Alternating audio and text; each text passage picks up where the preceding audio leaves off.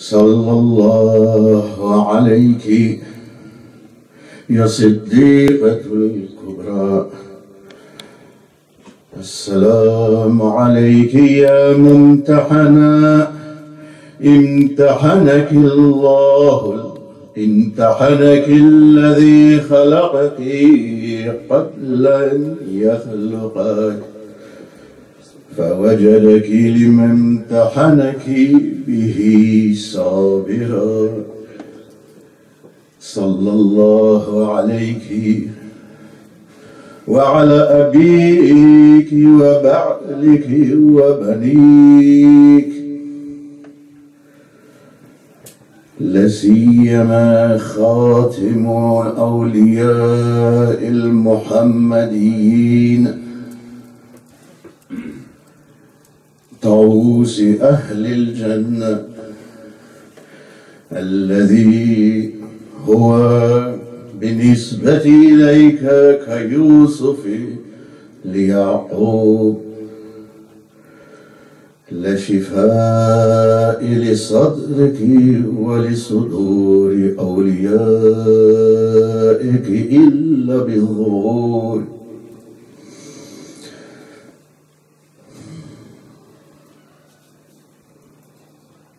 Dans ces 3 jours où on a été réunis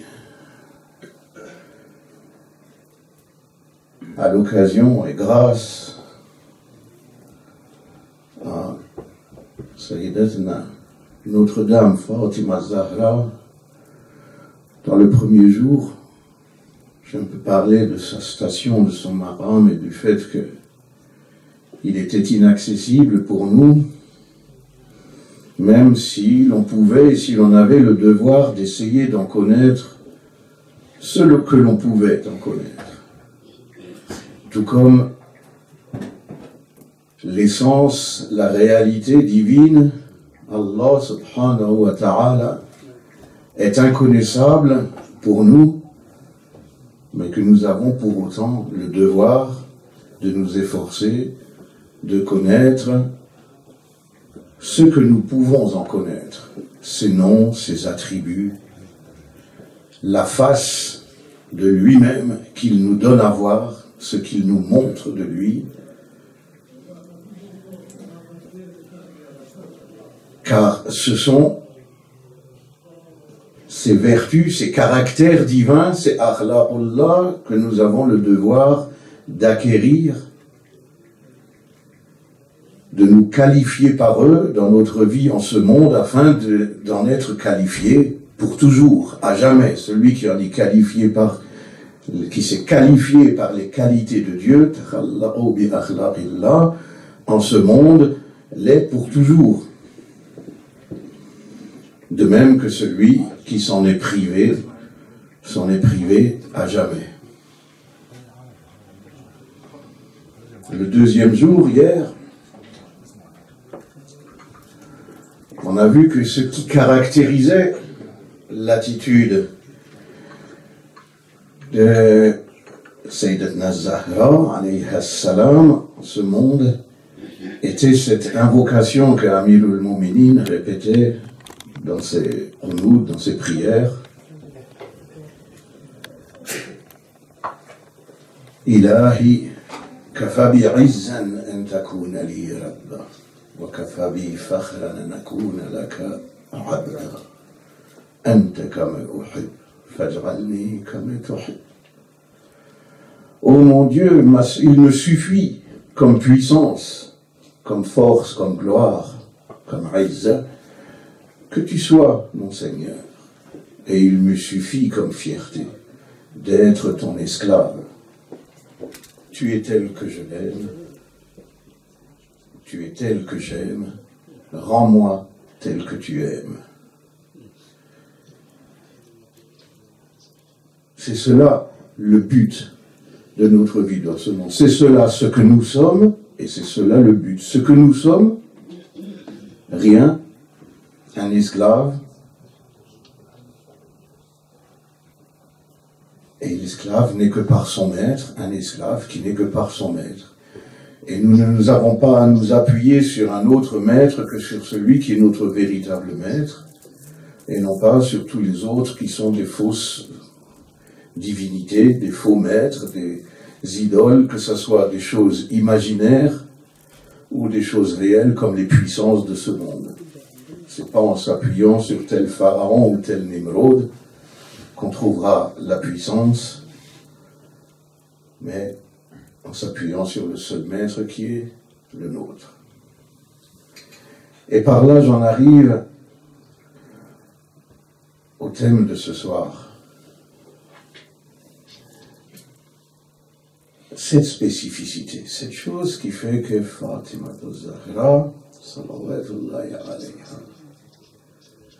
a un maqam, un rang tel que les Ma'soumines, les infaillibles des gens de la demeure prophétique, de la famille de Muhammad, sallallahu Allahumma salli ala Muhammad wa ali Muhammad, nous disent eux-mêmes que wa Fatima hujjatun alayna. Fatima est l'argument de Dieu envers nous, nous les imams de l'humanité. Qu'est-ce qui fait qu'elle a pu avoir, qu'elle a atteint, qu'elle a un tel rang? Le nombre des prières qu'elle aurait faites? C'est pas des choses quantitatives qui font cela. Le fait qu'elle a été une fille exemplaire, une épouse exemplaire, une mère exemplaire, est-ce que vraiment il n'y a pas dans l'humanité beaucoup de mères qui ont été des filles exemplaires, des femmes exemplaires, des mères exemplaires? Bien sûr, on peut dire oui, mais plus. D'accord. Mais est-ce que ça suffit à faire de quelqu'un l'argument de Dieu envers nous, les Ma'soumines, qui eux-mêmes sont des arguments envers nous? On connaît ce qu'ils ont, on connaît ce qu'a vécu, ce qu'a fait l'imam Ali dans sa vie comme imam, comme serviteur de Dieu, à l'aide de Dieu, pour aider l'islam, pour aider le prophète, pour établir la vérité, pour lutter contre l'erreur, tous ses efforts, toute une vie. Et l'imam Hussein, alayhi salam, et tous les autres imams, et au service de la science, au service de la connaissance, au service de la vérité, pour tous, on dit, pour tous dans toutes les ziyarat, on dit. Pas seulement pour ceux qui ont eu un sabre en main, comme l'imam Ali, ibn Abi Talib, alayhi salam, on le dit. Laqad jahadta fillah haqqa jihadi. Vous avez fait vraiment tout ce qu'il fallait. Qu'est-ce qu'il a? Qu'est-ce qu'il y a? Qu'est-ce qui pourrait donner ce ma'am, ce rang?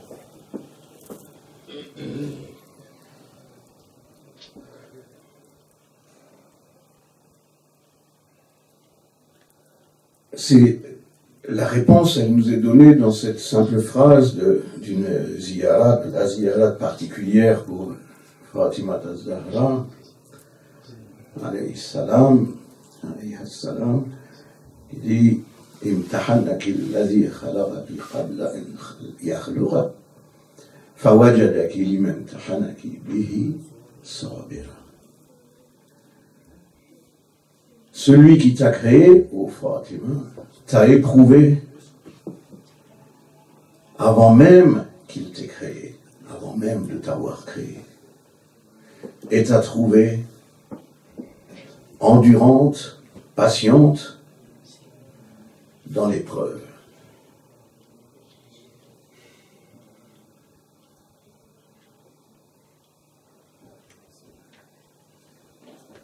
En réalité,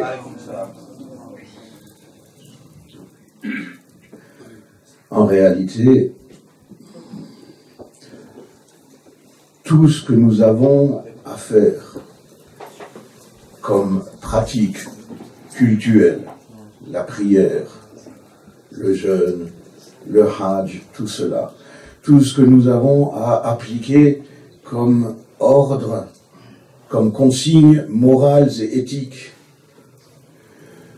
tout ce que nous avons comme règles pour régenter la vie en société, le mariage, le divorce, les héritages, tout cela, depuis le point le plus simple jusqu'au point le plus élevé, y compris même le gouvernement, Tout cela, ce ne sont que des moyens. Ce n'est pas cela le but. Le but, comme on le répète dans chaque niya, c'est qurbatan ila Allah. Pour se rapprocher de Dieu. Ça, c'est le but. Se rapprocher de Dieu, ça veut dire quoi? Comment se rapprocher de celui qui n'a pas de lieu? Déjà, ce n'est pas une question de déplacement. Quant à se rapprocher par rapport à celui qui n'a même, dont le rang est infini, celui qui est l'infini, même le plus grand, par rapport à lui, il est égal à 0. Ceux qui ont fait un peu des mathématiques à l'école savent, n'importe quel nombre aussi grand soit-il, par rapport à l'infini, il vaut 0. C'est pourquoi même le prophète, Sayyidul Khalq, Sayyidul Wujud, Muhammad sallallahu alayhi wa alihi, Allahumma salli ala Muhammad wa ali Muhammad. tire fierté du fait qu'il est abd, un esclave, c'est-à-dire rien. Il ne se prend pas pour quelque chose parce que quel qu'il soit, même Sayyidul Khalq par rapport à la source de toute création, à l'infini qui est la source de tout, c'est encore égal à 0. 1 million, 1 milliard, 100 milliards par rapport à l'infini, c'est 0. Alors comment on se rapproche? Pour nous, c'est de se rapprocher déjà vers ceux qui sont la face de Dieu vers nous.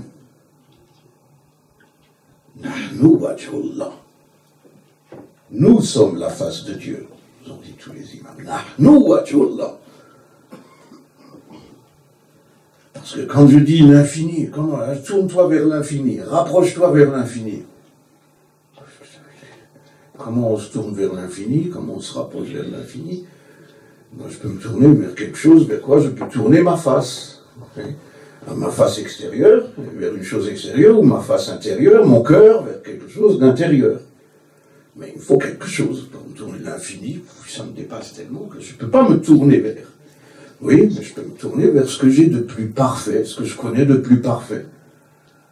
Ce que je peux connaître de plus parfait. Alors, c'est à moi de faire l'effort pour trouver ce qui est toujours plus parfait. Et parmi ceux qui sont un modèle pour moi en tant qu'être humain, c'est déjà un être humain, ça doit être un être humain. Disait au prophète, Dieu le bénisse, lui et les siens, il disait, mais comment ça, Dieu, il aurait envoyé un messager? Pourquoi il enverrait un ange s'il envoie un messager? Et Dieu répond dans le Coran, il dit, mais si la terre avait été peuplée d'anges qui marchaient sur la terre, il aurait envoyé un ange. Il faut bien que celui qui soit le modèle, il soit de la nature de ceux qui sont les destinataires. Et c'est pourquoi il dit, je ne suis qu'un homme comme vous, mais yuha ilayya.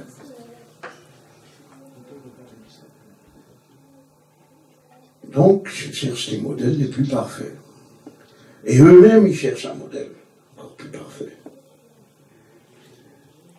Et cette perfection dans ce domaine-là, nous, elle se montre à nous par une face, c'est-à-dire parce que nous pouvons voir de leurs actes, de leurs comportements. Mais ces actes et leurs comportements, ce n'est pas leur essence, c'est ce qui se montre à nous de leur réalité intérieure qui est tournée vers Dieu. Dans les quelques versets qui ont été lus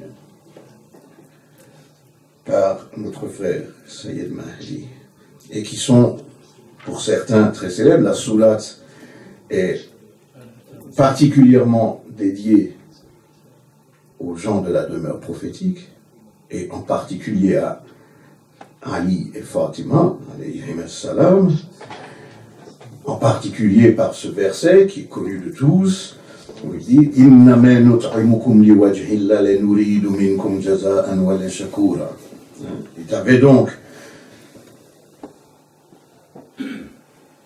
3 jours de suite, jeûnaient, Ali et Fatima avaient jeûné, et à chaque iftar, première nuit, frappe à la porte un pauvre, et il lui donne ce qu'ils avaient comme maigre iftar, comme maigre rupture du jeûne. Deuxième soir, un orphelin. Troisième soir, un prisonnier. وَيُطْعِمُونَ الطَّعَامَ عَلَى حُبِّهِ مِسْكِينًا وَيَتِيمًا وَأَسِيرًا. Ils donnent la nourriture, ils nourrissent ala hubbihi, c'est-à-dire malgré l'amour qu'ils en ont, ou bien par amour pour Dieu, un pauvre, un orphelin, un prisonnier, et disent Inname nut'imukum liwajhillah, nous ne vous nourrissons que en vue de Dieu, que en vue de Dieu. Inname has, que en vue de Dieu. La nuridu minkum jaza'an wala shukura. Nous ne voulons de vous ni une récompense, ni même un remerciement. Nous n'attendons pas. Bien sûr, c'est le devoir, leur devoir à eux de remercier, car personne ne remercie Dieu s'il ne remercie pas la créature. Mais ce n'est pas cela qu'ils attendent. Inna nakhafu min rabbina yawman abusan qamtarira.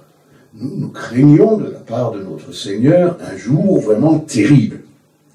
Et après, toute la suite de la sourate est sur ce jour terrible et sur ce qui attend ceux qui l'ont démenti, ceux qui ont traité ce jour de mensonge. Mais on pense toujours à ces versets, on ne pense pas beaucoup aux 2 versets qui sont juste avant et qui concernent aussi eux. C'est-à-dire Ali et Fatima et les Ma'soumines de la famille de Mohammed. Innal abrar yashrabuna min ka'sin kana mizajuha kafura. En vérité, les pieux boiront d'un verre dont la boisson sera de camphre. Aynan yashrabu biha ibadullah yufajjirunaha tafjira. Une source, c'est-à-dire cette boisson vient d'une source à laquelle s'abreuveront les serviteurs de Dieu. Yufajjirunaha tafjira. C'est eux-mêmes qui la font jaillir, cette source. C'est eux-mêmes qui font jaillir cette source. Yufajjirunaha, ça ne se rapporte pas à Allah ici, mais à ibadullah, qui font jaillir cette source. Yufuna bin nazri wa yakhafuna yawman kana sharruhu mustatira. Ils accomplissent ce qu'ils promettent, ce à quoi ils s'engagent, ce dont ils font vœu, le nazr. Et ils craignent ce jour dont le mal touchera quantité de gens, sera répandu. L'idée, c'est que avant même les actes qu'ils ont faits et qui nous montrent qu'ils avaient cet état, il y a l'état qu'ils avaient. Cet état d'être quelqu'un qui est sans cesse tourné vers Dieu et sans cesse à penser au jour de la rétribution. C'est-à-dire que celui qui est ici-bas doit sans cesse se ressouvenir d'où il vient et où il va. D'où il vient, le Créateur.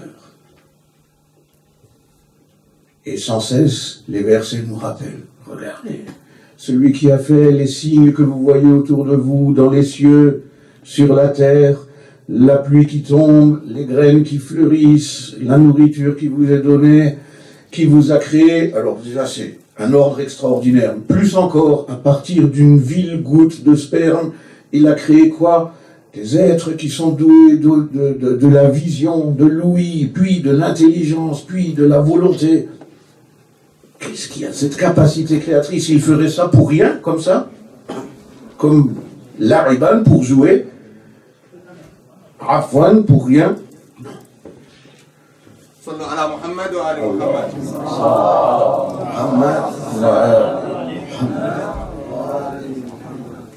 Toutes ces choses-là qui montrent que c'est un sage une intelligence sage qui est à leur source. Or, toute intelligence sage fait quelque chose pour une raison, avec un but. Et donc, à la fin, le but, c'est la finalité. Dans la finalité, il y aura de nouveau la même sagesse à l'œuvre, avec le même pouvoir.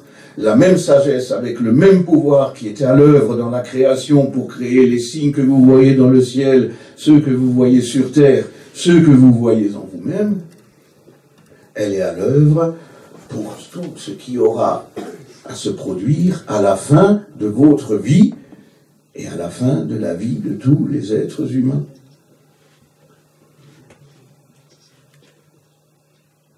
La perfection de cet état, c'est de ne voir plus que cela, c'est-à-dire de ne voir plus que le Créateur,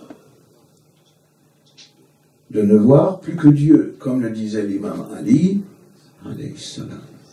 Ma ra'aytu shay'an illa wa ra'aytu Allah qablahu wa fihi wa ba'da. Je n'ai jamais rien vu sans voir Dieu avant cette chose, en cette chose et après cette chose. Ça, c'est le résultat final, c'est le complet, l'être complet, l'homme parfait. L'homme dont le regard n'est plus le regard de son ego, de son âme, mais un regard devenu divin. Et en chaque chose qu'il voit, il voit bien des choses. Il voit bien les choses sont réelles, les choses ne sont pas une imagination. Mais en chaque chose, il voit Dieu à sa source, avant elle, Dieu à son retour, après elle, وَإِلَيْهِ تَصِيرُ الْأُمُورُ وَإِلَيْهِ الْمَصِيرُ وَإِلَيْهِ تَرْجِعُ الْأَمْرُ كُلُّهُ وَإِلَيْهِ Al-Waris, un des noms du Dieu, Al-Waris, l'héritier, ce qui tout retourne. Et en elle aussi, c'est-à-dire, en fait, toute son existence est habitée, tout son être est habité et régi et ne voit et ne considère que son Seigneur et Maître, que Dieu subhanahu wa ta'ala. Comment on fait pour arriver à cela? Oui, les prières, oui, les jeûnes, oui, tout ce que j'ai dit, tout cela on l'a dit, et ça ce sont les moyens. Mais il y a l'attention, l'objectif, le fait de rechercher toujours à travers ces moyens seulement qurbatan ilallah. Et là-dedans, il y a un seul obstacle, un seul et unique obstacle. Dans un des doigts que l'on récite dans le mois de Rajab, qui est rapporté de l'imam du temps, alayhi salam, ajallallahu ta'ala farajahu sharif, il dit, et je sais que tu ne t'es pas voilé des créatures, et que c'est seulement, Dieu ne s'est pas voilé des créatures, Dieu ne s'est pas caché de nous, et que c'est seulement leur faute qui les voile de toi. Ce n'est pas Dieu qui s'est caché par rapport à nous. Si nous ne le voyons pas, si nous ne le considérons pas, si nous ne le réalisons pas, si nous ne sommes pas, comme le dit l'imam Ali, je n'ai pas vu quelque chose sans voir Dieu en elle, avant elle, après elle, c'est pas parce que Dieu s'est caché, c'est parce que nous sommes voilés. Dieu n'a pas mis une couverture sur lui, un voile sur lui, un rideau devant lui. Comment le pourrait-il? Comment le pourrait-il? Il est partout.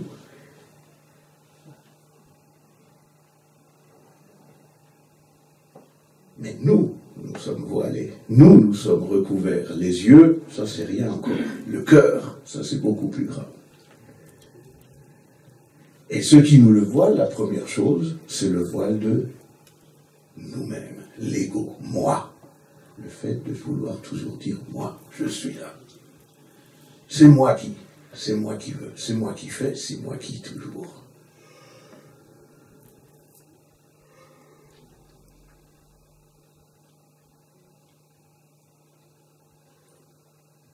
Une seule phrase du prophète, Dieu le bénisse, lui et les siens, qui, si on la médite, elle nous occupe toute notre vie.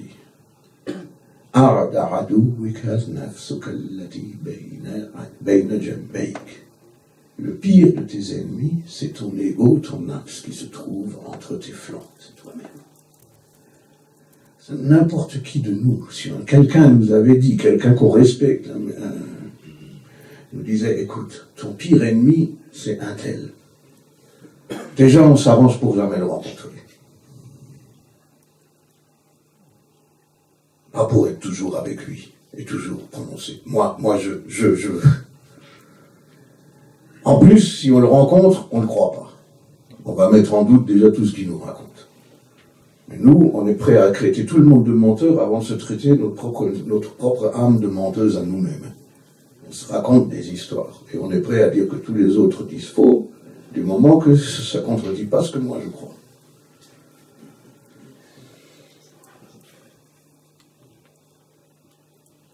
Et pourtant, c'est la seule chose vraiment qui nous empêche. Ce qui fait que ces Mansoumi avaient ce maram, c'est parce qu'il n'y avait plus rien de nafs de eux. C'est pourquoi ils atteignent un rang où Ramaïta, walakinna Allah rama, ce n'est pas toi qui as lancé. Lorsque tu as lancé, je dis bien, ouais, lorsque tu as lancé, mais ce n'est pas toi, il n'y a pas un ego, une nafs là qui a lancé. C'est Dieu qui a lancé. Parce qu'il n'y a plus ce nafs au milieu.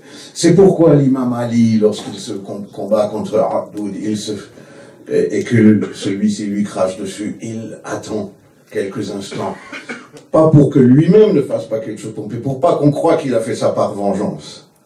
Et lui-même n'a rien fait de ce que... Il n'y a pas son nafs au milieu. Et c'est pourquoi le coup qu'il a donné le jour de la bataille de Khandaq vaut mieux que l'adoration de tout. Les ins et les djinns, les gens et les djinns, de tous les sakalais. Pourquoi? Parce qu'il n'y a pas de nafs là. Alors que toutes les adorations que nous faisons, elles sont faites par nous, pour nous. On dit « Iyyaka na'budu wa iyyaka nasta'in » et on remarque que ce n'est pas « a'budu » et « asta'in », mais il n'y a pas de « ana » ici, c'est « nahnu », c'est nous. Mais en réalité, on dit « c'est moi qui veux pour moi, je veux le paradis pour moi, je veux ceci pour moi, pour tous ». Lui, non. Eux, non. Les Mansoumi, puisque même, comme je les avais rappelé avant-hier, à l'imam Ali, dit, si j'avais à choisir entre la mosquée et le paradis, je choisirais la mosquée. Donc c'est pas la mosquée pour le paradis. C'est pas pour gagner quelque chose, pour lui. C'est par pur serviteur, par pur esclave. Ce n'est pas l'adoration des marchands qu'il fait pour gagner quelque chose, ni l'adoration des esclaves par peur du coup de bâton, c'est l'adoration des hommes libres qui ont trouvé Dieu digne, méritant d'être servis, et le servant pour cette simple et pure raison.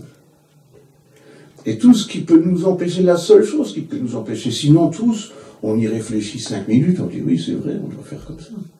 Non. Qu'est-ce qui nous empêche de faire quelque chose que l'on sait être vrai? On confond, on définit toujours très mal la liberté. C'est une erreur complète de dire la liberté, c'est la capacité de pouvoir faire bien ou de pouvoir faire mal. Non, c'est pas vrai.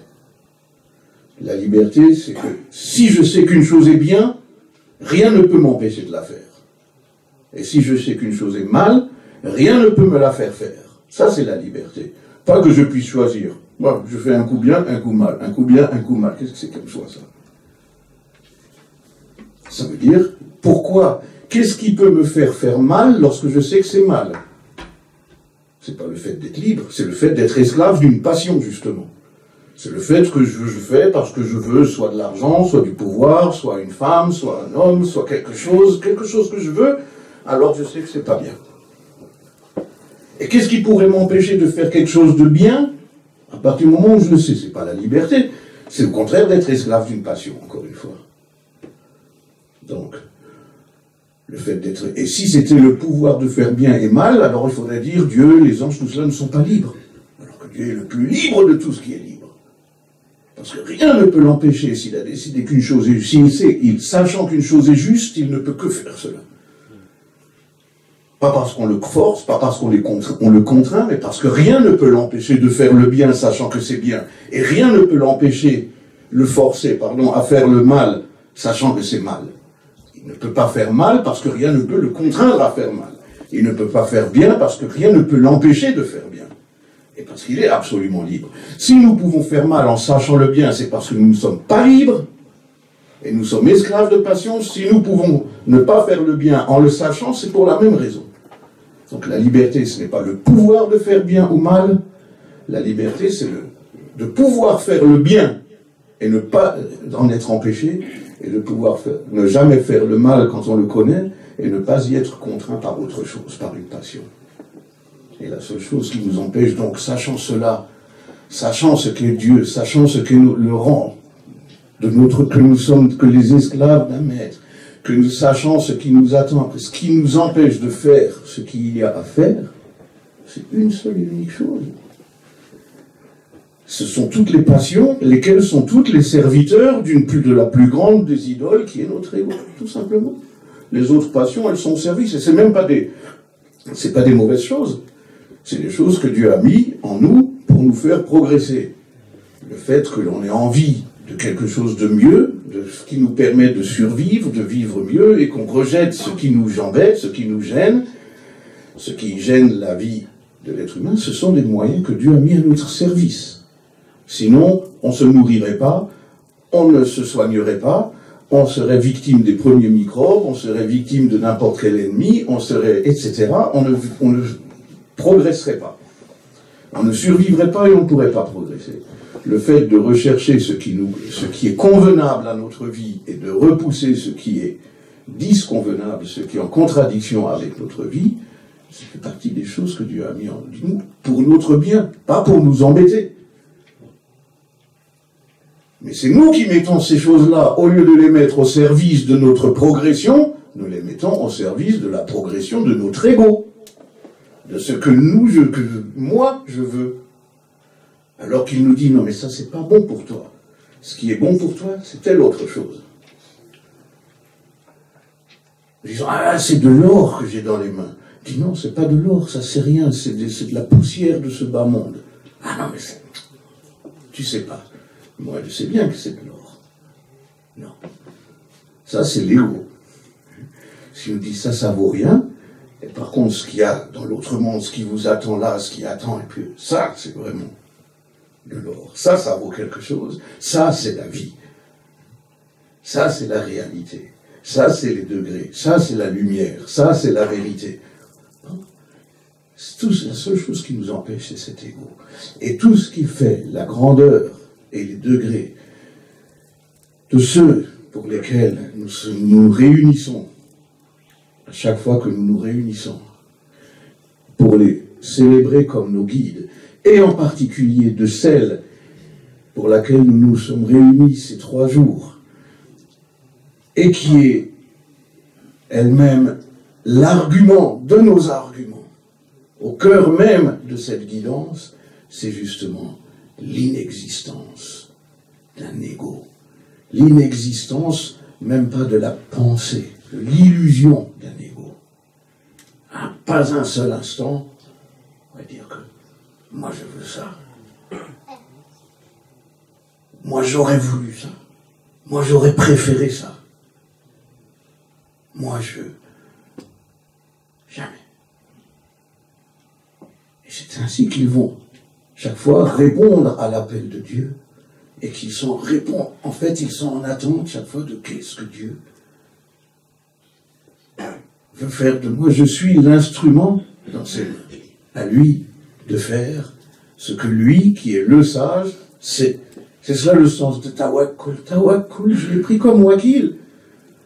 Quand on prend un wakil, dans tous les sens du mot, un avocat, un fondé de pouvoir, à quelqu'un à qui on remet une procuration, voilà, etc. Ça veut dire, tout ce que lui fait en mon nom, moi j'en suis satisfait. C'est cela le sens. Je l'accepte, je le laisse faire. C'est pas moi qui vais dire à sa place quoi ça servirait de prendre un avocat ou je suis progressé et dire non, mais toi tu dis rien, tu te tais, c'est moi qui vais parler. Il fallait pas le prendre au départ, alors. C'est ça. Voilà. Alors, Inch'Allah, que Dieu, grâce à ces réunions, grâce aux Ma'soumines, grâce à Fatima al-Zahra, alayhi salam, grâce à elle, à son père, à son mari et à ses fils, grâce à ce secret placé en elle, que Dieu fasse que nous arrivions, je ne dis pas à oublier complètement notre ego, pour nous, ça serait quand même déjà un peu difficile. Déjà, laisser, mettre un peu notre ego le plus possible de côté pour laisser un petit peu de place au moins à Dieu. Ça serait déjà un grand pas. Et plus on y arrivera, plus on est proche. C'est cela le sens de la proximité. Plus on est proche de Dieu. Car dès qu'il n'y a plus cet ego, dans ce harim, dans ce haram, le cœur, c'est le sanctuaire suprême de Dieu. Le cœur humain, le sanctuaire suprême de Dieu. Sauf qu'il est rempli des idoles de l'ego. Comme la Kaaba avait été remplie des idoles. Il suffit de supprimer les idoles. Il ne s'agit pas d'amener Dieu dans le cœur. D'où on l'amènerait? Il suffit de supprimer les idoles. Cette Kaaba, elle est depuis le début, depuis toujours. Ce cœur, il est là, il est le sanctuaire de Dieu. C'est nous qui laissons la place à autre que Dieu et qui faisons place sans cesse à autre que Dieu. Sallu ala Muhammadin wa ali Muhammad. Allahumma salli ala Muhammad wa ali Muhammad. wa ajil. أحسنتم شيخ.